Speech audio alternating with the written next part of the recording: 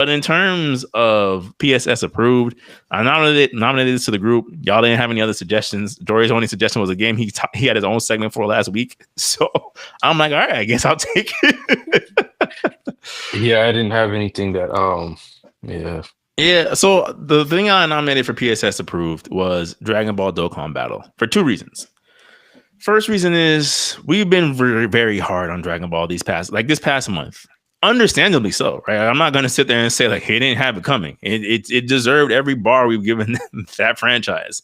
But I think in terms of seeing someone within that camp at least try to do something different with the Dragon Ball formula, I think Dokkan Battle, as far as fan service, I'd say, has done things in a way that are interesting. So when I say that, yes, they still do the same tropes, right? Like nothing is going to be as good animated as when it comes to Vegeta or Gogeta. They will always get the budget of the budget when it comes to animations. But when I'm watching them being the first one to give Beast Gohan an actual moveset, right? That Sparking Zero actually ended up copying. Or when I'm seeing them use Blue Gogeta and him using a Gallic Kamehameha, you know what I'm saying? Or like seeing Gogeta use the Soul Punisher as a Rasengan, basically. I'm like, at least I'm watching a game that like clearly cares to try. Like they released a Teen Gohan from the Cell games, and it's probably one of the most beautiful animations I've seen from that Father-Son Kamehameha in quite some time. I'm like, and this is on my phone. I can't even get that on Sparking Zero. I can't even get this on a game that is in 4K on my TV.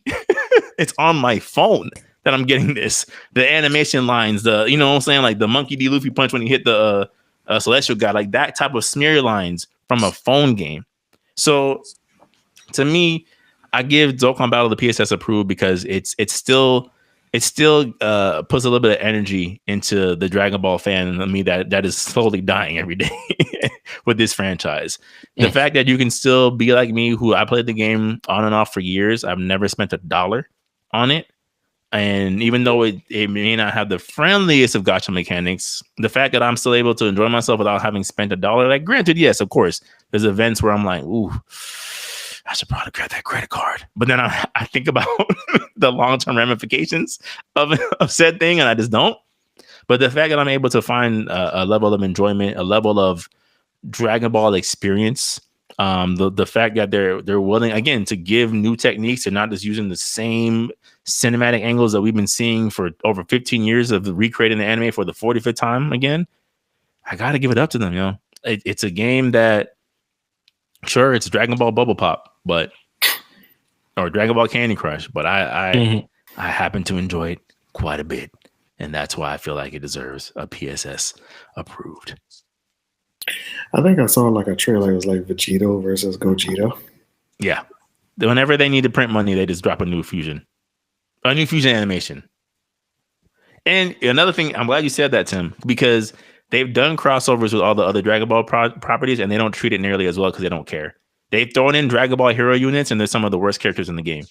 And I'm like, you see, this is a team that gets it. This series don't matter. That's right. Make them trash.